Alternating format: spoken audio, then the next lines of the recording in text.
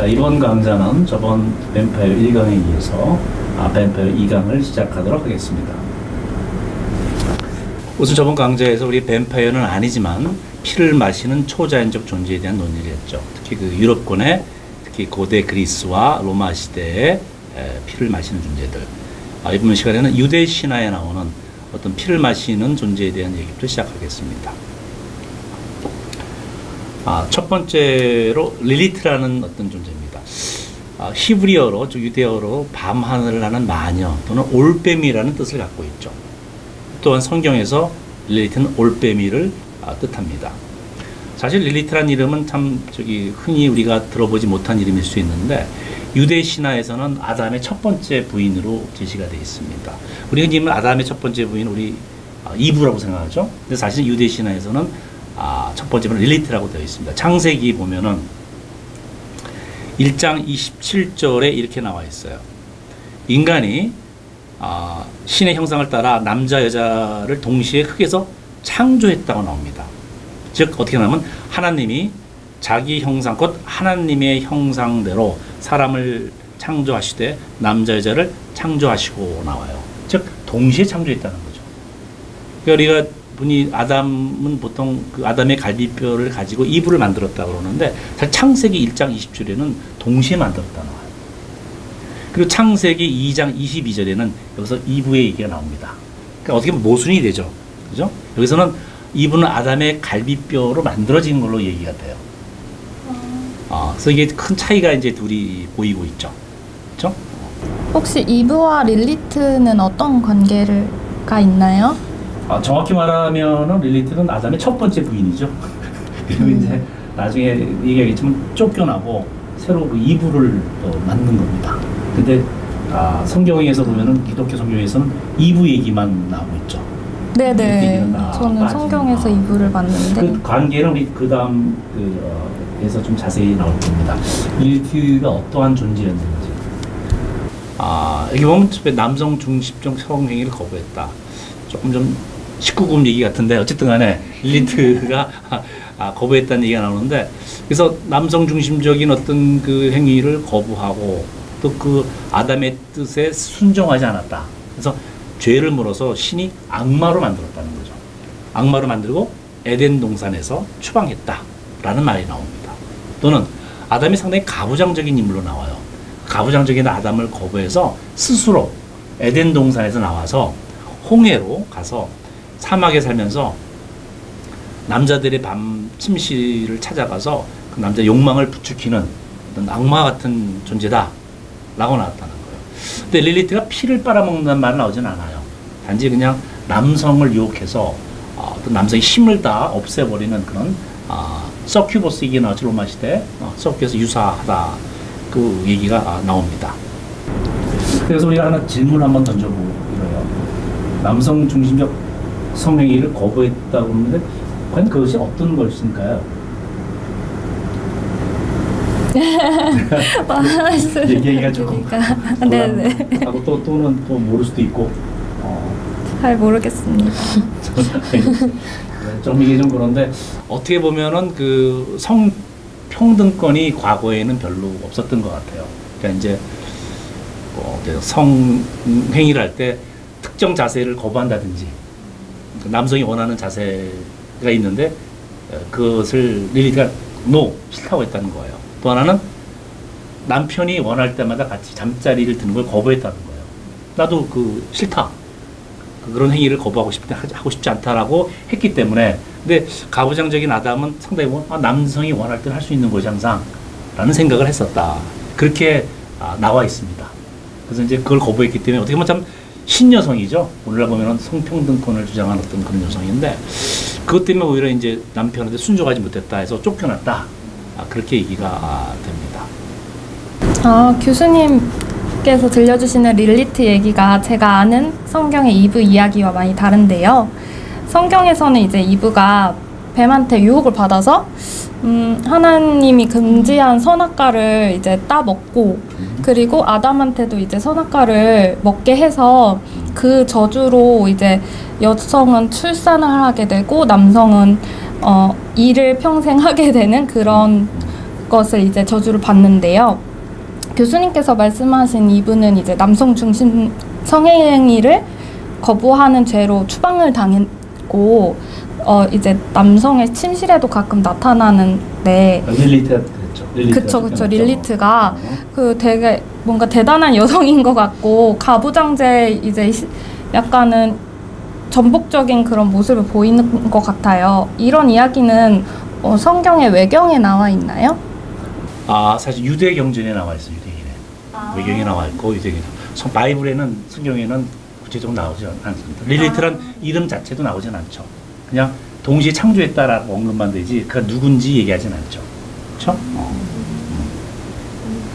비슷한 생각이에요. 그러니까 이게 순종적이지 않은 여성을 괴물화하거나 아니면 저 밤의 여왕이라고 했잖아요. 그렇죠. 어떻게 보면 유혹하는 여성에 대한 어떤 두려움. 그러니까 우리가 메두사 얘기할 때 했었던 것과 많이 겹치는 것 같아요. 사실 릴리트라는 존재가. 그렇죠. 순종적이지 않았죠. 이전부터 사실 거부했고 그래서 또 하나는 릴리트의 특징은 아담과 동시에 만들어졌다는 거예요. 남녀 평등이라는 거지. 근데 이분은 아담의 갈비뼈로 만들었으니까 여성은 남성의 종속적이다, 순종해야 된다, 남성의 일부분이다. 사실 그런 창조의 과정부터 둘의 그 위치가 다르죠. 그렇죠? 그래서 어떻게 보면 페미니스트이 좋아하는 사람은 릴리트입니다. 유대에서 만들었다는 그 창조서를 더 오히려 서포트하는 경우가 있어요. 에스트리스란 말은 올빼미라는 의미의 프랑스어 스트릭스에서 파생됐죠. 우리 스트리게스란 그 존재 얘기했었죠. 스트리게스도 올빼미라는 뜻이다라는 얘기를 했었는데 이 에스트리스도 보면은 여자라든지 또는 동물로도 변합니다. 새나 고양이 등으로 변신하는데 때로는 이제 그 에스트리스의 모습은 아름다운 여성이지만은 피에 굶주린 여성 악마, 피를 빨아먹는 여성 악마로 흔히 등장하죠. 그래서 여성 뱀파이어의 일종의 모델이 되는 존재다라고 보는 것 같아요. 특히 그 왼쪽에 그 사진을 보면 나오죠. 내가 르파뉴의 까밀라에 나오는 여성 뱀파이어였는데 나중에 우리 언급을 하겠지만 르파뉴라는 사람은 19세기의 아일랜드 소설가입니다. 그 다음에 까밀라라는 그 소설 썼는데 여성 뱀파이어 얘기입니다. 여성 뱀파이어인데 보면 두 명의 여성이 등장하죠. 한 명 침실에 누워 있고, 그죠? 침실을 찾아가는 이 여성 뱀파이어 이름이 까밀라로 등장하죠. 그래서 여성 뱀파이어 모델이 된 게 에스트리스다. 우리가 얘기할 수 있어요. 네, 참 신기한 것 같아요. 지금까지 나왔던 뱀파이어 같은 존재들은 다 여성들이었는데 저는 남성 뱀파이어에 더 익숙한 것 같은데 좀 신기한 것 같아요. 네, 그렇죠. 원래 뱀파이어 하면은 이제 남성으로도 많이 나오지만 후에 우리 여성이 뱀파이어로 나오는 경우가 더 많아요. 왜냐면은 여성성에 대한 어떤 두려움, 여성에 대한 두려움이 여자를 뱀파이어로 만든. 또 하나 뱀파이어라는 이름 붙이지 않지만 우리 메두사도 일종의 뱀파이어 같은 존재입니다. 남성을 유혹하고 파멸시키는 존재. 그런 점에서 우리 여성 뱀파이어가 더 대세를 이루죠. 뒤에 가면은. 근데 이제 본격적인 여성 뱀파이어를 쓴 연구에서도 바로 까밀라입니다. 그다음부터 이제 그 여성 뱀파이어가 많이 나오기 시작하죠. 한 가지 질문을 드리고 싶은데 우리 이전 시간에 그런 걸 배웠었잖아요. 그러니까 서양 문화권에서는 염소가 섹슈얼리티의 상징이어서 판시를 비롯한 여러 괴물들에게서 이제 염소의 모습이 발견됐잖아요. 네. 근데 지금 여기서는 좀 에스트리즈도 그렇고 또는 릴리트의 경우도 그렇고 올빼미하고 좀 연관이 있는 것 같아요. 근데 올빼미가 또 어떤 지니는 상징적인 의미가 따로 있나요? 올빼미 사실 밤이죠. 밤의 나라인 셈이죠. 그죠? 밤이라는 건 사실 항상 악마와 악령의 관계가 있죠. 그래서 보면 서양에서 올빼미에 대한 인식이 악령과 연결을 시키고 밤에 활동을 주로 하니까 고양이도 그래요. 보면 고양이도 변신하는데 보통 보면 서양 사람들은 검은 고양이를 보면 불길하답니다. 보통 마녀 위치가 검은 고양이로 변신한다고 생각해서 고양이나 올빼미가 막 그런 어떤 인상을 심어주는 그런 상징성을 갖고 있는 존재들이죠. 다음에 리에난시 켈트족이죠. 켈트족의 리에난시는 사실은 이게 되게 켈트어는 이게 그 철자가 좀 복잡한데 이렇게 그죠? 읽기가 좀 어렵죠. 리에난시란 말은 요정 연인, 영어는 fairy lover라는 의미를 갖고 있습니다. 특히 스코틀랜드와 아일랜드의 요정을 말합니다. 원래 그 켈트족들이 살던 곳이 스코틀랜드 아일랜드죠. 원래는 영국 본토에 살다가 앵글로 섹슨족들이 와서 결국 도피한 곳이 아일랜드와 스코틀랜드인데 그들이 믿던 것이 바로 리엔한시입니다. 근데 리엔한시는 어떤 역할을 하는 존재냐면은 어떤 워리어, 용감한 군인이라든지 작가들, 시인들 특히한테 어떤 용기와 인스피레이션, 영감을 주는 존재다. 그쪽에 작가들은 영감을 주는 존재라면 일종의 우리가 흔히 뮤즈라고 그러죠. 예술가한테 영감을 주는 존재, 뮤즈의 역할을 합니다. 그런데 사랑을 나눔으로써 그들한테 영감을 주는데 나중에는 상대방의 힘과 어떤 생명력을 모두 다 뺏어서 결국 죽음에 이르게 한다. 결국 죽게 만들어. 영감을 주면서 동시에 죽게 만든다. 참 묘한 어떤 그 행위죠. 그 실제로 흡혈을 했다는 말은 없습니다. 상대방을 갖다 힘을 빼서 죽였다는 의미에서 어떤 뱀파이어적인 요소가 있다라고 볼 수 있죠. 그 사진 두 개가 나와 있죠. 왼쪽 두 사진이 있는데 리엔한시 그림입니다. 보면은 옆에 아름다운 그 여자가 있고 바로 리엔한시죠. 그리고 되게 손에는 펜을 들고 있죠. 작가일 거예요, 그죠? 시인일 겁니다. 근데 되게 기진맥진한 표정이에요, 그죠? 그다음에 그 특히 옆에 있는 오른쪽 그림에서는 거의 뭐 죽음에 이르기 전까지 아예 고개를 푹 숙이고 글 쓰는데 매진하는 그 옆에는 그 리엔한시가 마치 영감을 부르기 위해서 글을 쓰게끔 만들지만 결국 죽게 만드는 존재다. 그런 뉘앙스를 이 그림이 확실히 보여주고 있습니다. 상당히 모순적이에요. 왜냐하면 뮤즈면 지금 뭐 설명해 주셨지만 어떤 영감을 주는 존재인데 죽음에 이르게 하잖아요. 어떻게 설명할 수 있어요? 그렇죠? 참 묘한. 네. 저는 그 예술가가 이제 온 힘을 다해서 창작물을 만드는 그런 과정을 설명한 것 같습니다. 그렇죠. 네. 그러니까 창작 과정이 되게 고통스럽죠. 사실 우리가 느끼죠. 글 하나 쓰는 게 얼마나 힘든지. 너무 잘하죠. 너무 잘하시고 다른 가지 글 쓰는 게 어려워. 글 쓰는 게 얼마나 고통스러운지, 그 생명력을 뺏어가는지 참 공감할 수 있는 그런 부분이고 모든 힘을 다 쏟아서 글을 쓰고 결국 죽음에 이른다. 근데 이제 제목의 리엔한시는 이제 영감을 주고 다 그 힘을 다 뺀 다음에 또 다른 애인을 찾아간대요. 또 다른 시인을 만나고 또 다른 어떤 군인을 만나서 용기를 두고 또 한단다. 그렇게 얘기가 되고 있습니다. 우리 켈트족 얘기 또 바벤시 얘기도 빼놓을 수 없을 것 같아요. 여자 요정이라는 의미를 또한 갖고 있습니다. 스코틀랜드 하일랜드 신화에 등장하죠. 스코틀랜드는 산악지를 하일랜드라고 해요. 일단 평해지 로우랜드라고 하는데 하일랜드 보면 이제 목동들이 이제 그 목초지에 양을 몰고 이렇게 갈 때 이 바벤시가 변신을 하는데 그 목동의 아내나 애인으로 변신해서 다가가서 마치 애인인 척하면서 그를 흡혈을 한다라고 나와 있어요. 그래서 바벤시가 어떻게 보면은 그 애인의 모습 변신해서 상대의 피를 빨아서 죽이는 뱀파이어의 어떤 하나 유형을 제시하고 있다라고 볼 수 있죠. 그래서 켈트 지방 사람들은 이 요정들이 시체를 자기들이 원하는 일에 사용하기 위해서 판에서 가져간다고 생각을 했어요. 그래서 그걸 막기 위해서 시체를 토막내서 묻었어요.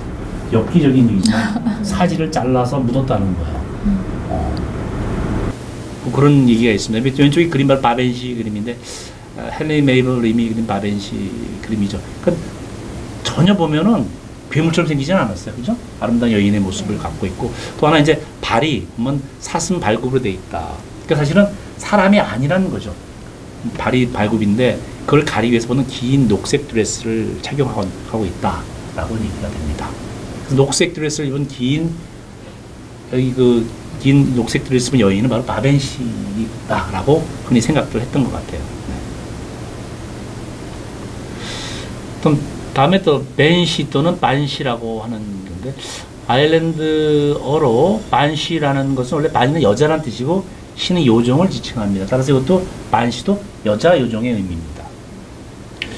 근데 보통 반시의 그림은 보통 머리가 긴데 헝클어진 머리라고 있어요.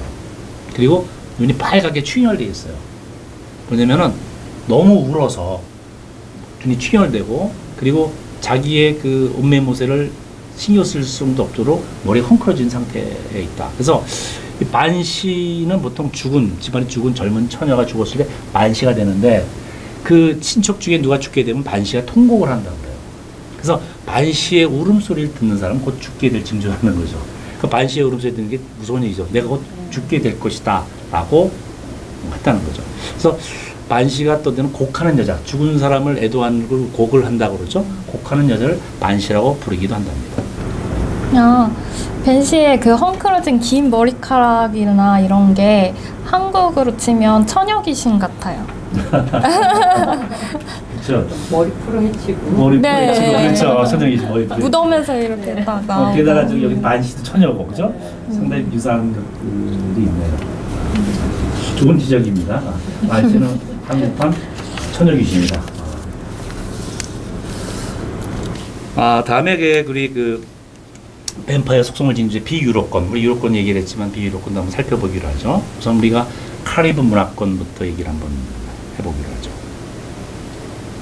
카리브 신화에 나온 존재인데 우리 카리브 문화권은 카리브해 연안의 국가들입니다. 또 쿠바라든지 푸에르토리코, 자마이카 이 카리브 문화권인데 여기 그 신화에 보면은 루가루라고 등장합니다. 불어로 루가루인데 원래 불어에서 마지막 자음 보통 발음이 안 돼요. 그래서 LOUP는 P가 발음이 안 돼요. 루고 가루인데 루가루라는 이름이 사실 웨올프, 늑대 인간이라는 뜻이에요. 그러니까 루가루가 늑대 인간인데 참 이 뱀파의 속성을 지니고 있다. 근데 루가루라는 건 어떻게 보면 노파의 모습인데 피를 악마한테 바쳐야지만 자기의 마법을 가질 수 있다고 생각했어요. 그래서 피를 주는데 자기 피는 줄 수 없고 인간의 피를 바쳤다는 거예요. 그래서 루가루라는 존재는 밤에 자기 그 스킨, 그 외형을 벗고 나무 밑에다가 벗어놓고 그걸 데블트리라고 합니다.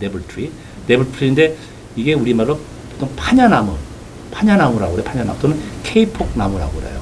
여기다 자기 껍데기 의상을 육체를 벗고 불꽃을 변해서 그 사람을 쫓아다닌다는 거예요. 피를 얻을 대상을 쫓아다닌다. 그렇게 나옵니다. 그래서 사람의 피를 구하고 오면은 다시 벗어났던 자기 피부, 스킨을 다시 입고 사람으로 변신해서 그 피를 악마한테 바친다. 그래서 피를 취한다는 의미에서 뱀파이어와 상당히 비슷하다라고 볼 수 있어요. 근데 재밌는 건 이제 그 캐리브 문화권에서는 루가루가 자기한테 찾아오는 걸 막기 위해서 집 근처에 쌀이나 모래를 막 뿌렸다고 해요. 그러면 루가루 오지 못한다. 자기 집 찾아오지 못한다. 라고 믿었다고 그래요. 근데 왜 그랬을까요? 즉 쌀이나 모래를 뿌리면 루가루가 못 들어올 것이다 라고 생각했을까요? 집 근처나 문에 이렇게 뿌려놓으면 뭐 이제 밟으면 소리가 나잖아요. 그러니까 루가루가 근처에 있구나, 조심하자, 뭐 피하자, 뭐 이런 거 아닐까요?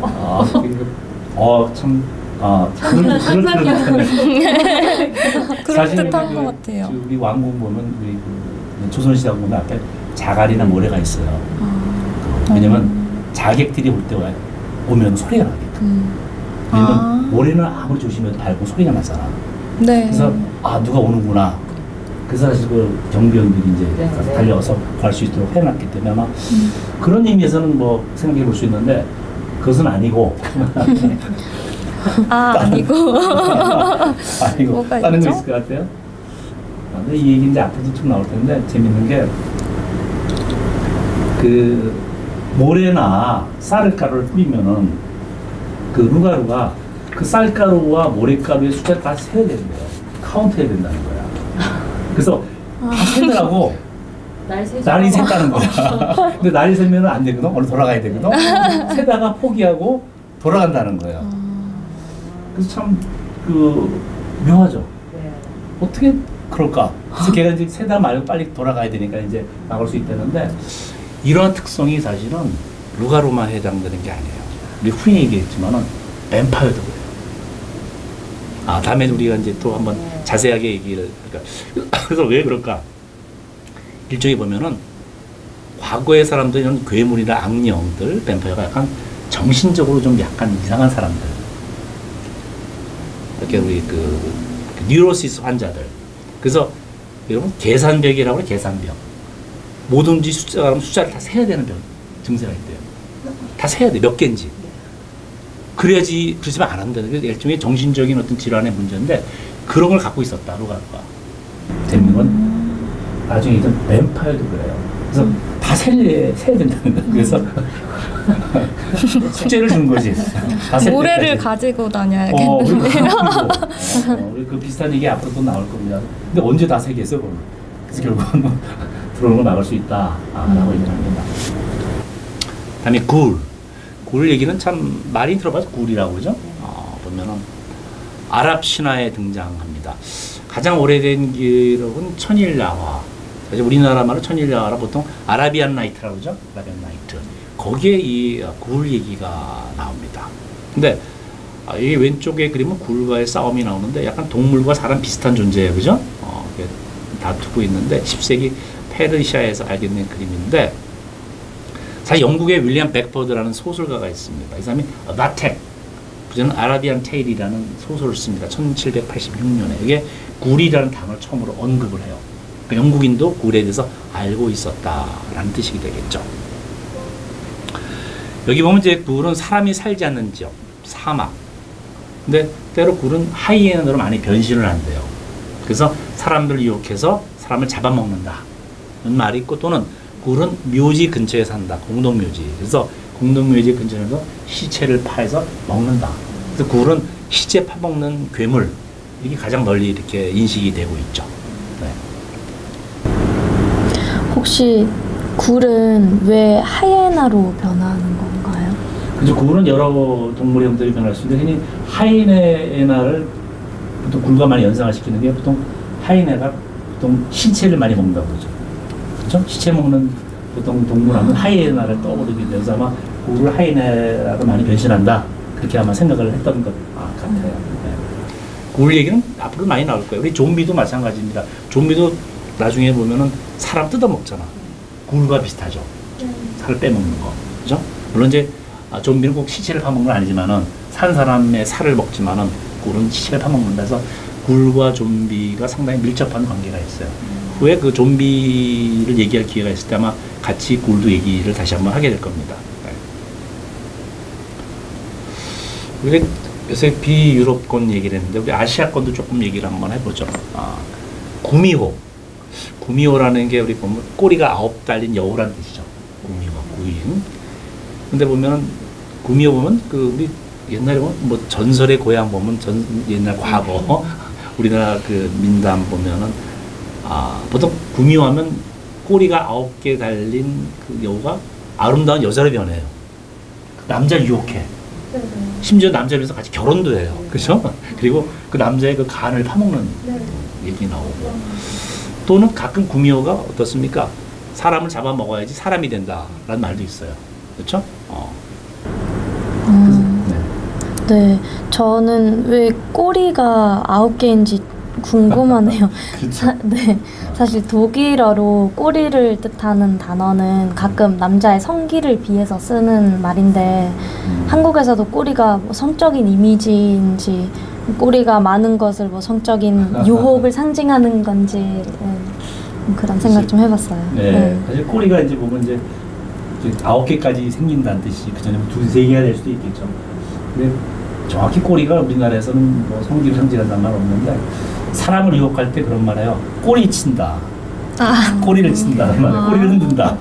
그게 이제 유혹하는 것처럼. 아마 뭐 여우라는 게 이제 폭스가 우리나라에 상당히 그 뭡니까, 그 약간 영악하고 교활하고 여우 같다라는 말이죠. 여우가 되게 영리하고 교활하다는 뜻이니까 유혹자의 모습을 갖고 있죠, 여우가. 그래서 구미호가 이제 그런 데서 우리가 사람을 유혹해서 잡아먹는, 어떤 보면은 유혹자로서의 그 뱀파이어의 모습을 갖고 있다라고 볼 수 있는 것 같아요. 근데 재밌는 건 이 뱀파이어 약간 모습 갖고 있는 구미호가 중국에도 있다는 거예요. 중국에도 구미호가 있어요. 호리정이라고 하는데, 호리정은 여우의 홀령이라는 뜻이라고 하는데, 구미호가 실제로 있습니다. 발음은 이제 구미호라고 발음 안 하겠지만은, 똑같이 구미호처럼 사람으로 변신할 수 있는 건데, 꼭 구미호가 꼭 나쁜 존재는 아니에요. 사실 우리나라에서도 그렇죠. 구미호가 보면 꼭 나쁜 걸로 나오진 않아요. 그냥 교활하고 사람을 잡아먹는 못된 걸로 나오기도 하지만 때로는 또 로맨스를 같이 할 수 있는 어떤 그런 여성으로도 가끔 나오기도 하죠. 그러니까 구미호 얘기는 이제 중국도 있고 우리나라도 있고, 중국에서 우리 또 하나 강시라는 강시. 강시라는 게 보통 얼어붙은 시체라는 의미를 갖고 있는데, 우리는 한참 강시 영화가 굉장히 널리 있었던 적이 있었죠. 저 강시가. 근데 강시 보면 이 그림 왼쪽 보면 몸짓 퉁퉁하고, 그다음에 이제 사실 썩은 데는 없어요. 겉에 보면 도피한 곳이었고 몸 전체 긴 털이 있고 그런데 깡충 아주 뛰어다녀요. 그렇죠? 손을 앞으로 쭉 뻗고 깡충 뛰어서 산 사람의 피를 흡혈한다. 그래서 속칭 차이니즈 뱀파이어, 중국판 뱀파이어다라고도 불리죠. 사실 이 강시도 죽은 사람의 영혼이 사실 사람이 죽으면 떠나야 되는데 떠나지 못할 때 강시가 된다. 근데 개별적인 사고를 하지 못해서 또 좀비와 유사한 존재다라고 볼 수가 있어요. 강시에 대한 얘기는 한번 우리 또 많이 거론이 되고 많이 봤을 텐데 얘기하고 싶은 건 없어요? 강시에 대해서? 어렸을 때 진짜 홍콩 영화? 네네, 맞아요. 네, 많이 봤던 것 같아요. 이렇게. 네.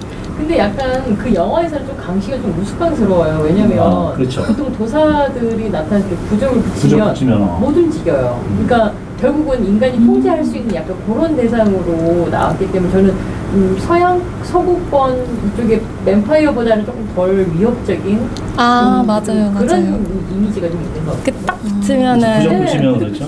갑자기 멈추고 쑥스러워요.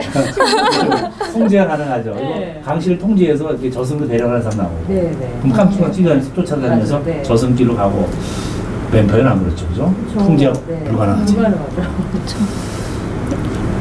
벌써 좀 나온 것 같은데요. 그렇다면 강시와 뱀파이어의 공통점도 있을까요? 네, 그렇죠. 사실 우리가 차이니즈 뱀파이어라고 그랬죠. 강시를 보면 공통점에 대해서 우선 힘이 엄청나게 세다고 나와요. 뱀파이어도 힘이 엄청나게 세다고 나와요. 보통 사람이 몇 배, 20배 정도 악력을 갖고 있다라고 나오고, 뱀파이어 이제 또 얘기했지만 뱀파이어 원래 태양빛에 약하잖아요. 좀 햇빛을 싫어하는데 뱀파이어처럼 강시도 밤에만 보통 움직이고 낮에는 관에서 잠을 잔다. 보통 이 뱀파이어를 또 관에서 낮에는 잠을 자고 밤에만 돌아다니는 걸로 나오죠. 그런 점 상당히 비슷한 점들이 있고, 그리고 또 하나 강시를 제거할 때 태워서 제거를 한대요. 시체를. 근데 뱀파이어도 이제 처치법에 대해서 나중에 있지만 뱀파이어도 시체를 태워서 없애는 방법. 그것도 그 점에서 상당히 비슷한 점들이 있습니다. 그럼 일본도 보죠. 일본 키츠네. 똑같은 여우예요. 우리 아까 구미호 얘기했지만 키츠네도 일본은 여우라는 뜻인데 그 여우도 보면은 오래 살아요. 오래 살수록 꼬리가 늘고. 그래서 굉장히 아마 더 똘똘해지는 모양이야. 오래 살수록. 나이가 들을수록 더 똑똑해진다. 그리고 또 하나 똑똑해지면서 알 수 없는 파워, 능력을 갖게 된다. 구미호처럼. 그래서 보면은 꼬리가 많을수록 나이가 들수록 아주 영악해지고 어떤 똘똘한 존재가 된다. 그리고 인간으로 변신도 가능하다. 그래서 상당히 보면은 이 여우, 일본 여우와 한국 여우, 중국 여우가 너무나도 비슷한 점들이 많다. 그렇죠? 네. 보면 한국, 일본, 이렇게 중국이 지금 결국은 좀 약간 거의 비슷한 구미호라는 지금 존재물을 그렇죠. 갖고 있는 거잖아요. 그 지난 시간에 그런 말씀을 주셨잖아요. 원래 뱀파이어라는 그 존재물이 사실은 서로 다른 나라, 국가 간의 문화 간의 교류를 통해서 만들어진 하나의 존재물이다. 좀 구미호도 아마 그렇게 볼 수 있는 것 같아요. 한국, 일본, 중국. 그렇죠. 이웃 나라끼리 서로. 그런 것 같아요. 그러니까 사실 어디서 기원을 했는지 모르겠지만은 서로 문화적 교류가 있었는지 없었는지도 증거는 없지만은 이걸 미뤄봐서 상당히 동양사에 비슷한 생각을 하고 있었다라고 볼 수 있고, 아니면은 어떤 문화적 교류, 가까운 나라들이니까 위치상 막 그런 것이 교류가 돼서 이런 문화가 형성되지 않았냐라고 우리가 유추해 볼 수 있을 것 같아요. 그렇죠? 네, 꼬리를 많이 가질수록 더 현명해지고 능력이 커진다는 게 재밌는데 영화나 애니메이션 보면은 구미호가 인간으로도 변할 수 있나요? 그렇죠. 인간으로 많이 변하죠. 보통 아름다운 여자로 변해서 남자를 유혹한다. 네. 그래서 가끔 보면 조심해라. 저기 같이 살고 있는 여자가 구미일 수도 있으니까. 그런 얘기 많이 있죠. 어떤 변신하는 거, 홀리고 속이는 거. 변신이라는 게 되게 중요한 어떤 능력인 것 같아요. 일본도 보면 이제 약간 뱀파이어 비슷한 유의 그 존재로서 이제 누케쿠비. 사실 누케라는 건 떨어졌다, 분리되었다는 뜻이고, 쿠비는 목이란 뜻인데 떨어진 목이라고 뜻이 되는데 목이 떨어져 나간대요. 그래서 앞에 왼쪽 그림 보면은 목이 혼자 돌아다니죠. 떨어져. 이 목이 밤에는 낮에는 붙어 있는데 밤에는 떨어져서 돌아다니면서 사람의 물어버린다라는 누케쿠비. 일본에 나와 있고 비슷한 것들이 또 다른 말라이시아도 나옵니다. 보면은 파난가란이라고 이것도 머리가 몸에서 분리돼서 내장을 또 질질 끌고 다니는데 그래서 피를 빨러 돌아다니는 문제. 아까 누케쿠비와 상당히 비슷한 것들인데 이 누케쿠비가 찾아오는 것을 막기 위해서 사람들은 말레이시아 사람들은 문주에 엉겅퀴라는 식물이 있죠. 그걸 다 배단돼요. 그러면 누케쿠비가 못 들어온다라고 생각을 했던 모양이에요. 왜 그렇게 생각했어요? 그 엉겅퀴라는 그 식물 보면 털이 많아, 가시가 많아. 네. 그 누케쿠비가 긴 머리인데 또 내장을 끌고 다니니까 가다가 내장이 걸려서 그래서 집에 못 들어가. 그래서 누케쿠비는 딱 보면 도망친다는 거야. 자기 걸려서 못 빠져나올까 봐. 아마 저기 그 내장 끌고 다니는 것 때문에 또 머리카락 때문에 아마 걸릴 수 있으니까 그랬던 것 같아요. 좀비랑 비슷한 것 같아요. 좀비랑 비슷하죠. 내장 나오고. 좀비 내장이 나와도 막 움직이지, 그죠? 네. 그러네요, 보니까. 좀비는 사실은 내장이 있어도 막 머리가 짧아도 돌아다니지. 머리가 움직이고, 머리가 없어도 막 움직이고.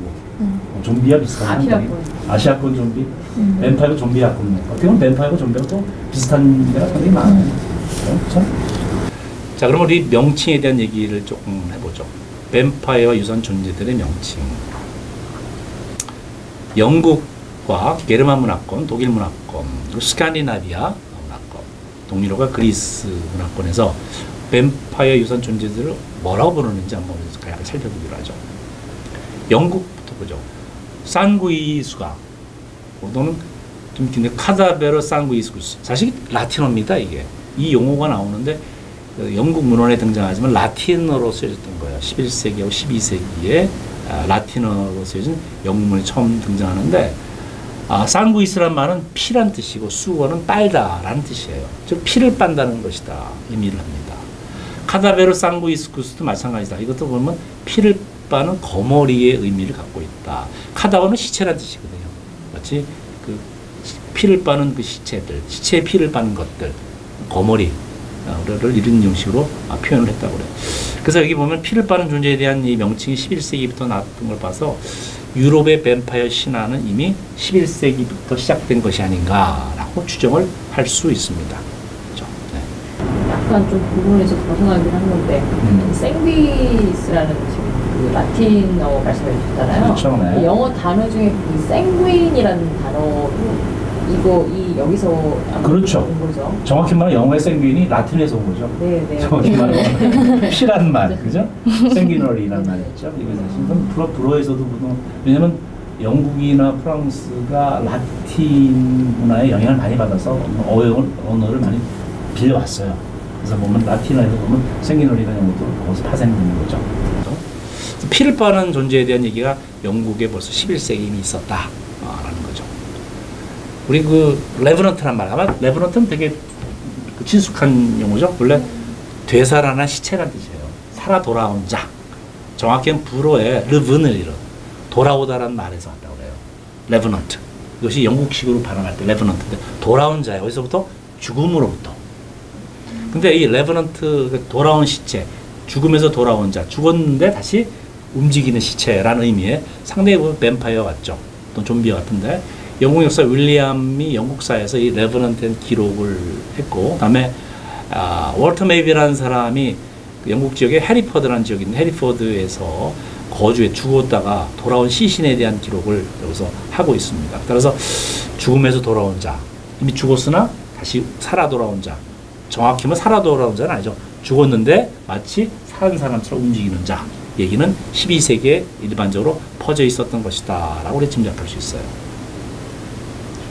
우리 게르만 문화권도 잠깐 보죠. 독일 문화권. 나흐체러르는 이제 독일어로는 나흐란 말과 제흐라는 말이 합친인데 나흐라는 건 우리 애프터란 말이죠. 애프터. 네, 나 애프터. 또는 티 하나 붙이면 뭐냐? 나흐트면 뭡니까? 밤이죠. 밤. 그러니까 제흐라는 뭐냐면은 라이프, 리빙이라는 뜻인데 살아야 되는데 그러면 이 뜻은 뭐냐면 삶 이후란 뜻입니다. 의미 그대로 보면 죽은 다음에 벌어진 현상. 죽었는데 살았는데 삶 이후니까 죽은 거겠죠. 그걸 나흐체러르인데 이쪽에 뱀파이어. 죽었는데 다시 살아 돌아온 자를 나흐체러라고 불렀다고 해요.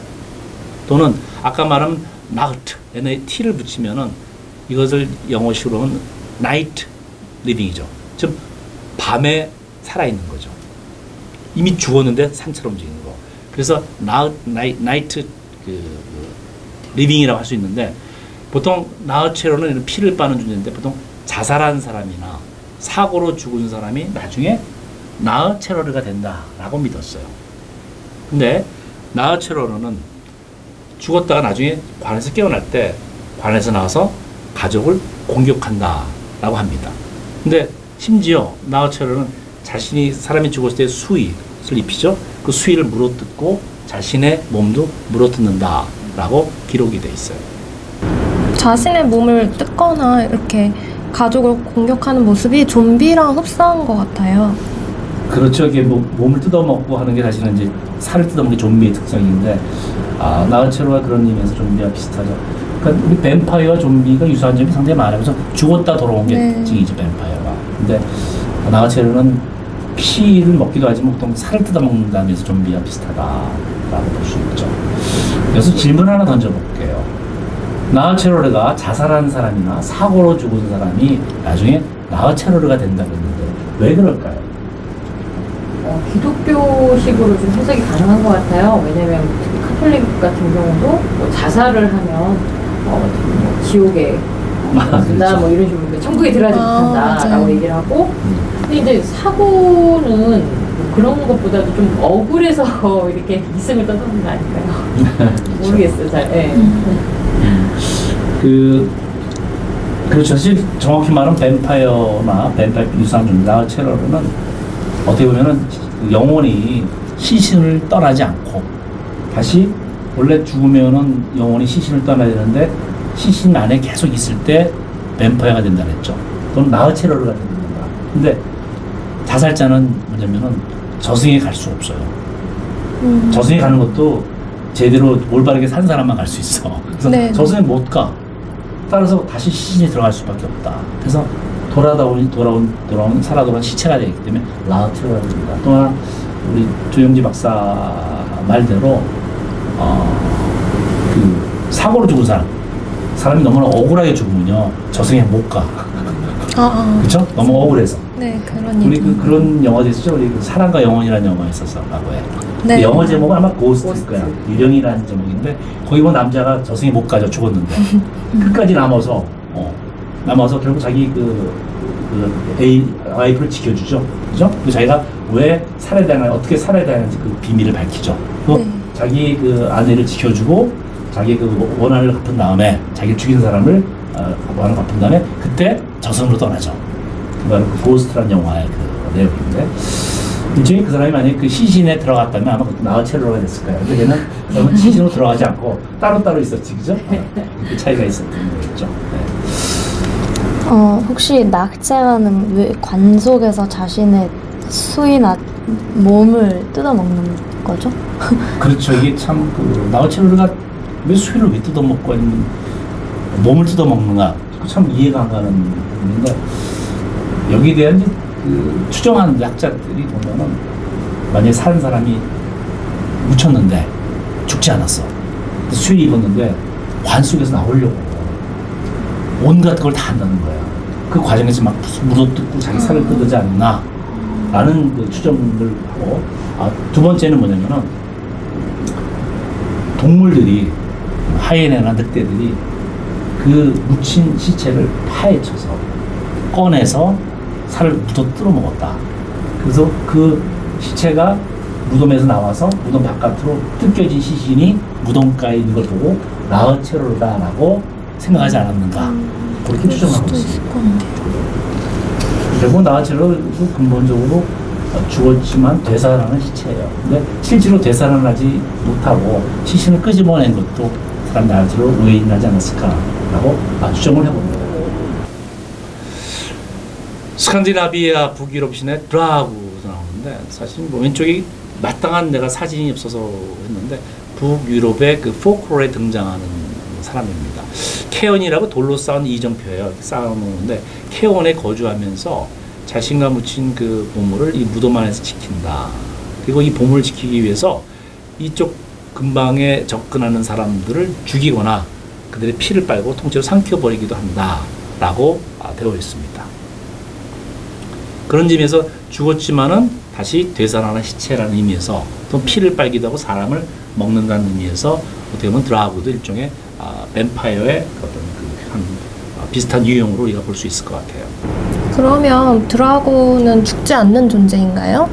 그쵸. 이때 죽었다가 살아났기 때문에 다시 죽는다는 건 말이 안 되는 것 같지만 사실은 드라군은 제2의 죽음이 있어요. 이제 한번 죽었죠. 죽었는데 제2의 죽음은 드라군을 불에 태우면 죽는데요. 그때 진짜 죽는데요. 그 되살아나지 못하고. 그런 의미에서 뱀파이어도 비슷해요. 뱀파이어도 사실은 죽었다 되살아난 시체인데 나중에 불에 태우면 진짜 다시 살아나지 못하니까 그런 의미에서 두 번째 죽음이죠. 이제 본격적으로 중요한 게 그 동유럽 슬라브 사용 국가에서의 그 뱀파이어입니다.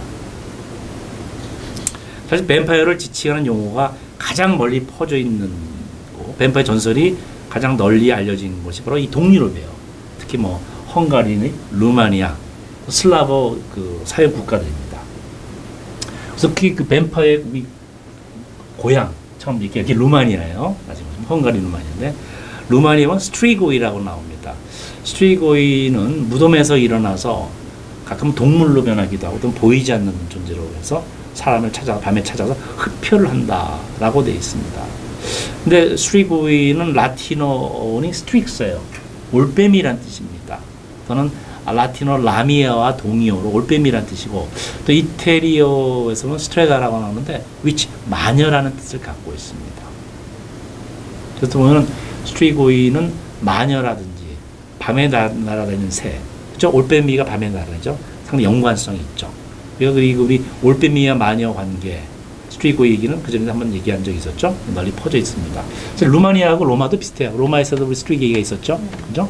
그래서 저번에 얘기했지만은 사실은 루마니아인들은 로마인입니다. 루마니아가 로마 사람들이에요. 로마인이 거주해서 만든 게 루마니아 국가죠. 그래서 자연스럽게 둘이 이제 비슷한 것들이 있다. 노스페라트, 이게 참 중요한 말인데 루마니아에서 사용하는 그 뱀파이어 비슷한 거죠. 노스페라트라는 용어가 있습니다. 이 용어가 본격적으로 알려지는 것은 우리 1897년에 나온 영국의 소설 브람 스토커라는 작가가 쓴 드라큘라에 나옵니다. 드라큘라에서 보면은 그 주인공 반 헬싱이라는 사람이 뱀파이어를 지칭할 때 노스페라트라고 지칭해요. 그래서 노스페라트는 드라큘라, 흡혈귀다라고 합니다. 그래서 마치 노스페라트는 뱀파이어와 동의어처럼 사용되기도 하는데 혹시 아는 에밀리 게라드라는 사람이 트란실바니아의 미신들이라는 책에서 바로 그 루마니아에서 바로 노스페라트라는 용어가 나온다 라고 얘기했는데 많은 학자들이 에밀리 게라가 실수다, 그런 말 없다, 루마니아에는 노스페라트가 없다라고 반박을 하게 됩니다. 근데 노스페라트란 말이 이제 어떤 뜻이냐면은 어떤 그 멜튼이라는 학자가 그래요. 그리스어로 노소포로스에서 이 노스페라트가 파생된 것 같다. 근데 그리스어 노소포로스라는 것은 전염병 보균자, 병을 퍼뜨리는 사람이다라는 뜻으로 쓰인대요. 따라서 보면 흡혈귀와 전염병을 퍼뜨리는 사람과 어떤 무슨 관계가 있는 것처럼 보여요. 실제로 우리가 뱀파이어 할 때 전염병과 어떻게 연관되는지는 우리 또 추후에 한번 같이 얘기를 해볼 기회가 있을 겁니다. 모로이라는 단어도 모로이, 슬라브로 모라에서 나는데 의식의 상실이라는 뜻입니다. 어떻게 보면 산 사람으로부터 힘을 얻기 위해서 모로이는 무덤에서 나온대요. 피를 빨기도 하고. 그건 독특한 존재죠. 그래서 어떻게 보면 피를 빨기 위해서 나오는 죽은 사람의 유령을 모로이라 부른다. 왼쪽 그림이 드라큘라 모로이의 전설인데 모로이를 마치 그 뱀파이어와 동일한 것처럼 얘기 나오는데 2017년 사실 그 영어 제목은 뱀프의 뱀프. 근데 우리나라에서는 모로이의 전설로 이렇게 번역했는데 사실 뱀프라는 용어인데 뱀프가 원래 뱀파이어에서 나온 거니까 상당히 이 모로이와 뱀파이어가 거의 같은 의미로 사용됐다는 것을 우리가 알 수 있죠. 이 이름이 좀 재밌는 것 같아요. 모라가 지금 의식의 상실이라고 했잖아요. 그렇죠. 네. 의식의 상실이면 곧 무의식을 의미하는 그렇죠. 거죠. 저희가 뭐 지금 계속 얘기하고 있는 것 중에 하나가 어떻게 보면 이런 괴물이나 뱀파이어 이런 게 억압된 뭐 어떤 섹슈얼리티를 나타낼 수도 있고 이렇게 얘기하면 억압된 뭐 섹슈얼리티 이런 건 무의식의 영역하고도 이어지는 그런 부분이 있는 것 같거든요. 그렇죠. 이게 이 무의식, 결국 우리가 흡혈이라는 게 우리 인간의 무의식의 세계를 나타내는 하나의 상징성이 될 수 있다. 우리가 그 인큐버스 얘기도 한 적 있잖아요. 서큐버스 얘기도 같이 잠자는 사람한테도 나타난다. 그러니까 인간이 어떤 무의식을 드러내는 하나의 어떤 현상으로서 뱀파이어가 제시가 되어 있는데 그런 점에서 역시 모로이가 의식의 상실이라는 뜻을 가졌다는 의미가 있다고 봅니다. 좋은 지적인 것 같아요. 그다음에 동유럽의 이제 여러 이제 슬라브 사용권 뱀파이어 비슷한 용어들이 되게 많아요. 동유럽권이 사실은 이 뱀파이어의 어떤 소스가 되는 국가인데 쭉 몇 개 적어봤습니다. 뭐 여기 그냥 대강 보면 우피르 우크라이나에서 그렇고 우피가 비슷한 체코와 불가리아에서 우피르라고 폴란드는 우피오로 재밌고 슬로베니아가 재밌어요. 볼코들라크라고 또 하나 세르비아와 유고슬라비아에서는 부코들라크라고 불렀어요. 근데 뭐 뱀파이어하고 별 발음 비슷하지 않죠. 오히려 앞에는 우피르, 우피오르가 뱀파이어 비슷하죠. 근데 부코들라크는 뱀파이어라는 용어가 비슷하진 않지만 상당히 비슷한 그 측면들을 많이 갖고 있습니다. 한번 잠깐 부코들라크 잠깐 살펴보기로 하죠. 원래 늑대인간이라는 뜻이에요. 부코들라크라는 뜻이. 보면은 늑대인간이라는 뜻인데 실제로 이 그 사례들이 많이 있었습니다. 이 늑대인간의 부코들라크는 무덤에서 나와 죽었는데 무덤에 묻혔는데 무덤에서 나와서 자기 집, 살던 집을 찾아간대요. 찾아가서 심지어는 자기의 그 와이프와 같이 잠자리 같이 한대요. 죽은 사람인데 좀 이게 좀 믿어져. 그래서 하나 이웃 사람들을 찾아가서 피를 마신다는 거예요. 이게 사실 이 속성이 뱀파이어 속성과 되게 비슷해요. 피를 마신다는 거. 살아 돌아와서 이웃 사람 피를 마신다. 근데 전처 성관계도 한다라는 얘기가 나와요. 실제로 이런 사례들이 보고가 많이 돼 있어요. 기록에 있다는 거죠. 사실이든 아니건 기록은 남아 있습니다. 심지어는 뱀파이어 척하는 사람들이 그렇게 많았대요. 어떤 의미에서 날려놨을까?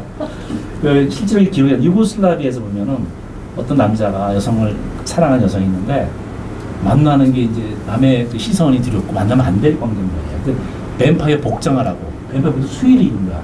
이거 다 나타나서 같이 만났다는 거야. 그 사람들이 뱀파이어가 돼서 돌아와서 만나는구나. 건드리지 않은 거지.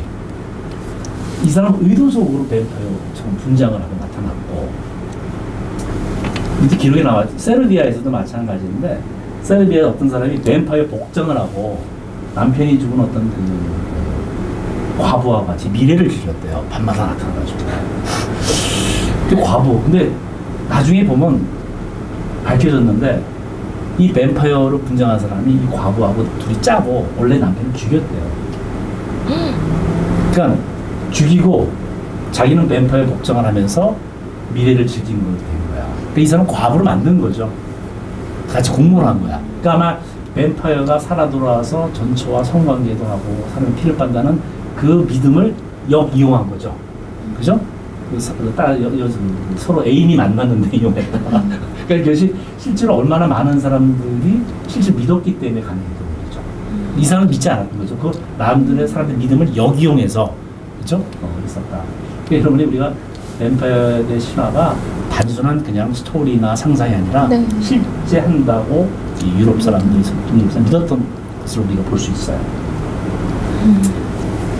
좀 약간 흥미롭기도 하고 이게 지금 방금 말씀하신 사례가 근데 이런 경우가 많았나요? 그러니까 뭐 미래를 즐기기 위해 흡혈귀인 척했다는 게 뭐 많은 그런 사례가 실제로 많았던 것인지 아니면 그냥 뭐 그런 경우도 케이스가 있었다는 건지. 뭐 저기 아마 이런 일이 종종 있었던 것 같아요. 기록으로 이렇게 나와 있지만 실제로 뱀파이어인 척하면서 악행을 저지른 사람들.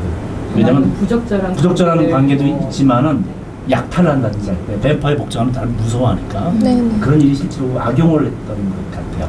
그들이 뭐 믿고 안 믿고는지 모르겠지만 사람들은 믿었던 사람들이 꽤 많았기 때문에, 근데 물론 그걸 의심했던 사람이 있었기 때문에 잡아왔겠죠. 그죠? 모든 사람이 믿지 않았으니까 수상하다. 그죠? 왜 저럴까?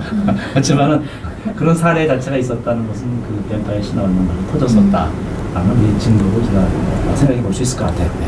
근데 지금은 뱀파이어 이야기 많이 나왔는데 무코드라크는 늑대 인간의 의미잖아요. 그러니까 그렇죠. 늑대 인간하고 뱀파이어는 다른 존재 아닌가요? 예, 요거 얘기해 보죠. 코드라크. 다른 존재이면서도 사실은 되게 비슷한 점들이 많이 나옵니다. 늑대 인간.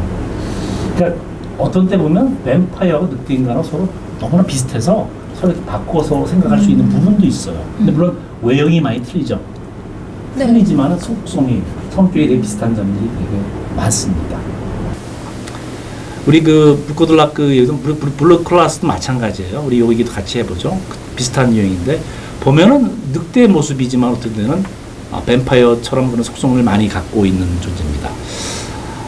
브리콜라카스는 피보다는 보통 살을 많이 먹는다. 간을 먹는다. 그래서 우리 좀비와 유사하지 않느냐라고 하는데, 브리콜라카스가 되는 것도 보면은 살 때 좀 죄를 많이 지은 사람들, 그래서 교회에서 파문당한 사람들, 또는 이제 축복받지 않은 땅에 묻힌 사람들. 우리 묻힐 때는 축복을 받은 땅에 묻혀야 되는데 축복받지 못한 땅에 묻힌 사람들, 또는 늑대한테 죽임을 당한 사람들, 또는 늑대 인간에게 상처를 입은 사람들, 상처를 입은 양의 고기를 먹은 사람들은 나중에 브리콜라카스가 된다 했는데, 하여튼 우리가 늑대 인간과 그 관계는 조금 더 나중에 그 자세하게 논의할 기회가 있을 겁니다. 우선 뱀파이어는 용어의 그 어원과 기원에 살짝 한번 살펴보기로 하죠. 이 용어는 언제 생긴 것인가? 용어 기원에 관해서는 4가지 설이 있습니다.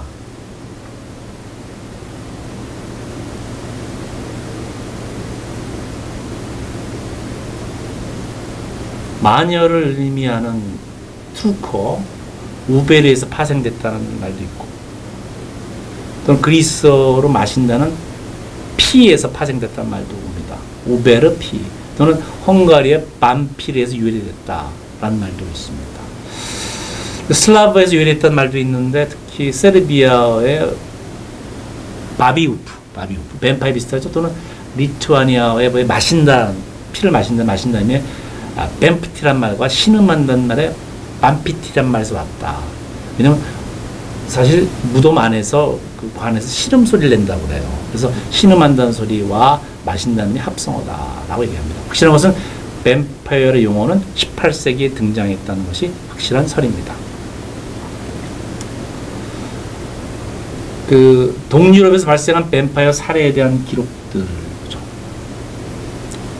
오늘날 흡혈귀를 이어는 뱀파이어 용어는 어떻게 보면 이 발칸바드 동유럽에서 뱀파이어에 대한 어떤 보고서들이 많이 나옵니다. 고발 사건도 많이 나오고, 그 기록들이 이제 서유럽으로 넘어가면서 서유럽에서도 뱀파이어 용어가 쓰이게 됐다.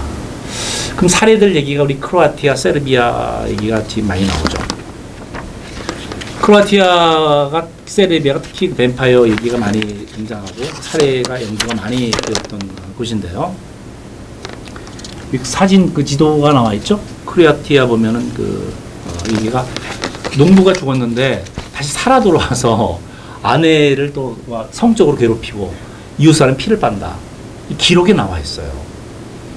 그래서 사람들이 그 믿으니까 정부에서는 믿음대로 해줘야 돼요. 그래서 할 수 없이 믿건 안 믿건 간에 그들이 뱀파이어가 됐다는 농부를 찾아내서 시신을 꺼내서 가수에 막 들고 갖고 목을 잘랐대요. 이게 전형적인 뱀파이어 처치법이에요. 자세히 노래죠. 목을 자르고 그 말뚝을 박는 게 해서 1672년에 있던 기록이 나와 있습니다. 그리고 오스트리아 정부가 이런 세르비아에서 벌어진 뱀파이어 사례를 직접 보고서를 작성을 했습니다. 당시 그 오스트리아는 원래 헝가리나 체코 이런 지역을 전부 다 통과를 했던 시절이 있었는데, 그래서 세르비아에서 그 보고된 사례집을 잠깐 살펴보면은 세르비아 출신이었던 그 62세였던 사망한 남자가 무덤에서 돌아와서 아들한테 음식을 달라 그랬대요. 그리고 아들이 못 주겠다니까 그다음 나왔더니 시신으로 발견됐다. 그리고 그 후에는 이웃 사람들이 모두 피를 빨려서 사망하게 되었다. 물론 믿어지진 않죠. 근데 그런 기록이 있습니다. 아마 그 이웃 사람들이 그렇게 기록을 얘기를 했겠죠. 그 당국에서 이제 기록을 한 거야. 그렇게 얘기를 했다라고 얘기를 했겠죠. 또 하나 세르비아 출신이었던 농부가 또 사망했을 때 똑같은 일이 벌어졌다고 그래요. 그래서 그 이웃들이 막 죽고 했는데 아마 그 농부가 살아 돌아와서 사람들 죽였다라고 믿었다는 거예요. 그래서 똑같이 정부에서는 목을 자르고 말뚝을 박고 그래서 뱀파이어 처치법 따라 진행했다라는 기록이 나옵니다. 그 뱀파이어에 대한 얘기가 너무나 많아서 사람들이 뱀파이어로 의심되는 시체를 파해서 목을 자르고 시체 말뚝 박는 일이 많았대요. 시체 훼손이죠. 근데 누가 봐도 이건 조금 보면 좀 아닌 것 같아, 그죠? 민간 사람이 믿을지 아닌 것 같아서 오스트리아의 유명한 여자 황제 있죠, 마리아 테레지아. 미래는 잘 알 것 같은데. 네. 유명한 여왕제고, 자식도 많이 낳은 여왕제. 아들이 5명이고 딸이 11명인데 그 딸 중에 유명한 사람이 있어요. 프랑스에 시집 보내서 그 딸 중에 누구죠? 마리 앙투아네. 마리 앙투아네. 마리 앙투아네 엄마입니다.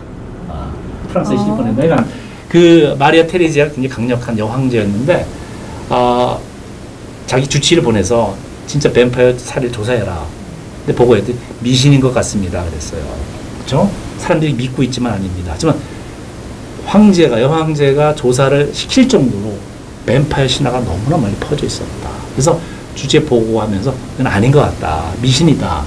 그때 보고를 받고 마리아 테레지아가 법으로 금지해요. 앞으로 무덤을 파헤치거나 시신을 훼손한 일은 안 된다라는 법을 통과시켰습니다. 그렇죠? 이렇게 시신 훼손 금지법이 만들어질 정도면 그런 뱀파이어 이야기를 진짜 믿고 시체를 훼손하는 일이 혹시 많이 있었나요? 오스트리아 분이니까 잘 아실 것 같아요. 네, 저도 조금 알아봤어요. 신기한 것 같아서. 근데 이 금지법 생긴 거는 1755년이었는데 그 전에 너무 큰 사건이 있어서 한 마을에 농부들과 성직자들까지 무덤 30개나 파헤쳐서 시체들을 태웠어요. 그래서 그때 이제 마리아 테레지아 이건 정말 아닌 것 같다고 해서 그 금지법 생긴 거고, 그 후에는 확실히 그런 이야기도 많이 사라졌고 점점 그런 미신들도 사라졌고, 요즘은 물론 오스트리아 사람들은 그런 건 잘 안 믿어요. 아예 안 믿어요. 근데 그래도 요즘은 뭐 할로윈 때 그때는 아직도 여전히 인기가 있어요. 뱀파이어 이야기들은. 저는 이게 되게 신기했어요. 실제로 공식적 기록도 많이 남아있고 정부에서 이렇게 조사까지 하라고 할 정도면, 그 역으로 얘기하면 얼마나 그때 당시에 많은 사람들이 이걸 정말 진지하게 많이 믿었구나, 그런 걸 보여줄 수 있는 하나의 방식이 될 수 있는 것 같고, 또 하나는 지금 보면은 자기 주변에 일어난 어떤 죽음에 대한 공포 때문에 또 만들어진 것 같아요. 왜냐면 뭐 이웃 사람이 죽으면 갑자기 죽었는데 그러면 그게 나한테도 일어날 수 있는 죽음인 그렇죠. 거고, 그래서 그게 무섭기 때문에 막 이제 시신을 파헤쳐서 막 말뚝을 박고 이렇게 했던 게 아마 결국은 나에게도 갑자기 곧 들이닥칠 수 있는 어떤 그런 죽음에 대한 공포가 그를 이렇게 뱀파이어라는 존재에게 좀 전가시킨 게 아닌가, 좀 그런 생각도 듭니다. 그렇죠. 우리 뱀파이어가 어떤 불행한 일, 그죠? 어떤 죽음이 일어났을 때 설명할 길이 없으니까 뱀파이어 소명이 가서 죽은 자가 돌아와서 이런 그 해악을 끼쳤다. 그래서 이제 하는 거죠. 뱀파이어가 이제 이런 존재가 가지는 의미는 그런 의미에서 보면 어떤 재앙이 벌어졌을 때 그 재앙을 설명하기 위한 방식으로 이용이 되었다라는 걸 우리가 짐작해 볼 수 있을 것 같아요. 여하튼 우리가 세상에 뱀파이어가 퍼졌다고 그러지만 단순한 인간 현상이 아니라 보편적으로 얼마나 많이 널리 퍼져 있는지 그걸 우리가 짐작할 수 있고, 그리고 오스트리아를 통해서 이제 이것이 독일권, 그래서 이제 서유럽으로 많이 뱀파이어 얘기가 많이 넘어갑니다. 그래서 우리가 뱀파이어 용어가 이제 나중에 18세기에는 서유럽권에서 많이 사용이 되고 믿음이 퍼집니다. 그 뱀파이어 믿음이 이제 보면은 지금 미국에도 나와요. 미국에 보면 무덤에 시신을 파였을 때 목이 잘리고 말뚝이 박힌 시신을 발견해요. 실제로 미국에서도. 왜냐하면 동유럽 사람들이 미국으로 이민을 간 거야. 그래서 그걸 퍼줬고 또 그 사람들이 또 얘기를 뱀파이어 퍼줘서 전 세계가 많이 뱀파이어에 대한 믿음들이 과거에 많이 널리 있었다. 모든 사람이 있는 건 아니지만은 상당히 우리가 단순한 미신이나 허구가 아니라 실제 존재한다고 믿었던 그 증거들이 여기저기서 보입니다. 이번 강좌는 여기서 마치기로 하고 다음 강좌는 아마 이제 이런 뱀파이어의 탄생의 어떤 문화적 배경에 대해서 살펴보기로 하죠. 오늘 이걸로 마치겠습니다.